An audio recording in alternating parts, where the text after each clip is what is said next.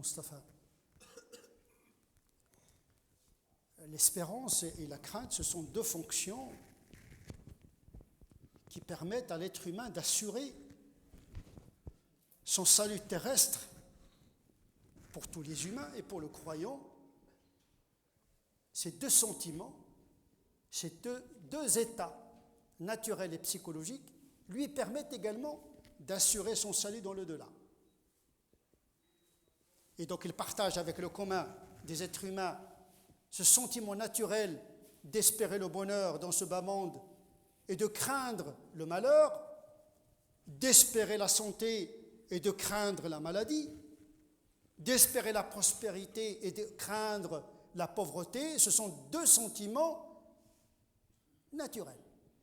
Tout être humain normalement constitué et raisonnable traverse la vie avec ces deux sentiments. Sinon, il serait dans les rêves et les souhaits.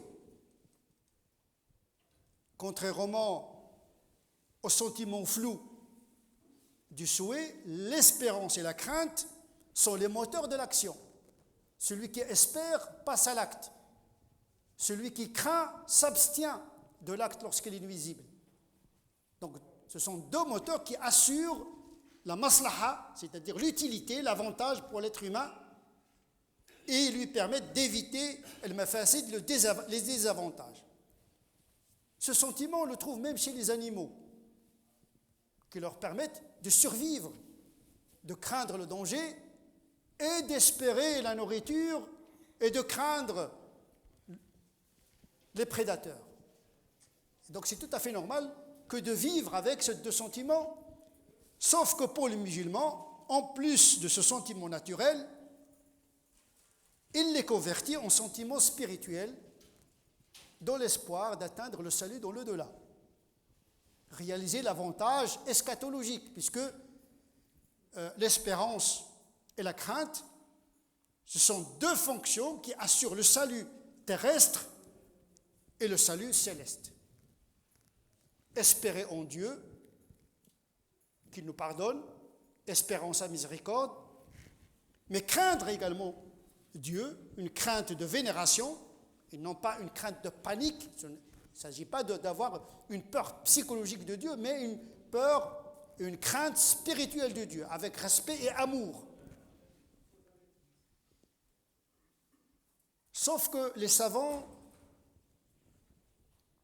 commandent et recommandent et conseillent la prévalence de l'espérance sur la crainte, puisqu'il s'agit d'un Dieu infiniment miséricordieux et dont la colère n'est que passagère et transitoire. Sa colère n'est pas éternelle, par contre, sa miséricorde est éternelle, même si la crainte est nécessaire, mais avec le sentiment qui fait prévaloir l'espérance en Dieu. Cette espérance, il doit accompagner l'acte, sinon ce serait des souhaits. L'espérance accompagne l'obéissance, mais également vient après la désobéissance. Je m'explique. Quand le musulman accomplit un acte, une vertu, une obéissance, il effectue la salat, il effectue le jeûne, il donne l'aumône, il secourt le misérable. Après cet acte, il espère que Dieu agrée cet acte. Il le fait pour les autres, il le fait pour lui-même, mais espère en plus une rétribution dans le-delà. Et donc, il spiritualise d'une certaine manière son acte. Il le capitalise. Il lui donne un sens transcendantal. C'est un acte profane dans sa morphologie, mais spirituel dans son esprit. Et donc, après chaque acte, elle espère que Dieu accepte cet acte. Parce que, quelle que soit la perfection de cet acte, il reste imparfait. Et donc l'espérance comble et répare l'imperfection de l'acte. Après une prière, eh bien, il faut espérer que Dieu, par sa miséricorde, pas par notre œuvre, en tant que telle que cette prière va être acceptée. Cela nous apprend l'humilité et l'inclinaison devant la miséricorde d'Allah subhanahu wa ta'ala. Personne n'entrera au paradis grâce à ses œuvres, mais grâce à la miséricorde d'Allah subhanahu wa ta'ala. Pas d'arrogance, pas de suffisance. Une vertu qui nourrit l'arrogance et la suffisance devient une grave faute. Kibr. Mais l'espérance vient après le péché également. Quand on faute, on répare par le repentir et on espère après le repentir le pardon de Dieu. L'espérance accompagne l'acte. L'espérance, ce n'est pas un acte passif. Espérer sans agir n'a aucun sens.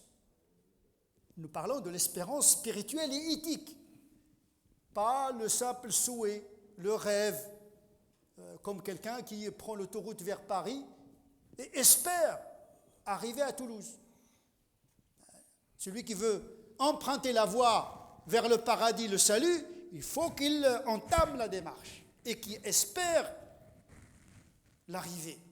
Mais celui qui n'emprunte pas la voie, l'espérance le concernant n'a aucun sens. Et donc l'espérance lors de l'obéissance qui comble l'imperfection de l'acte, l'espérance après le repentir qui vient juste après la faute, eh bien il efface la faute, peut-être il convertit la faute en vertu. Yubaddilullahu sayyi'atihim hasanat. Le repentir et l'espérance convertissent le mal en bien. Et donc ce sont les moteurs de l'acte. De toute manière, le musulman qui soit dans un état d'obéissance ou bien dans un état de désobéissance ne désespère jamais d'Allah subhanahu wa ta'ala, parce que la désespérance est l'un des plus graves péchés, parce qu'il s'agit d'un Dieu qui est miséricordieux. Il suffit de le prier pour qu'il accepte.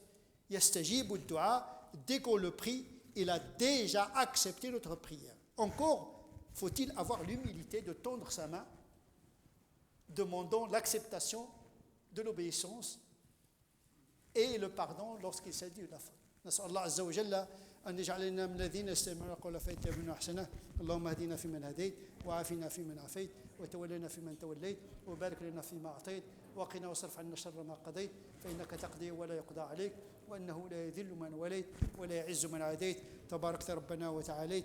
اللهم صل على سيدنا محمد وعلى آل سيدنا محمد كما صليت على سيدنا إبراهيم وعلى آل سيدنا إبراهيم وبارك على سيدنا محمد وعلى آل سيدنا محمد كما باركت على سيدنا إبراهيم وعلى آل سيدنا إبراهيم في العالمين إنك حميد مجيد. سبحان ربك رب العزة عما يصفون وسلام على المرسلين والحمد لله رب العالمين.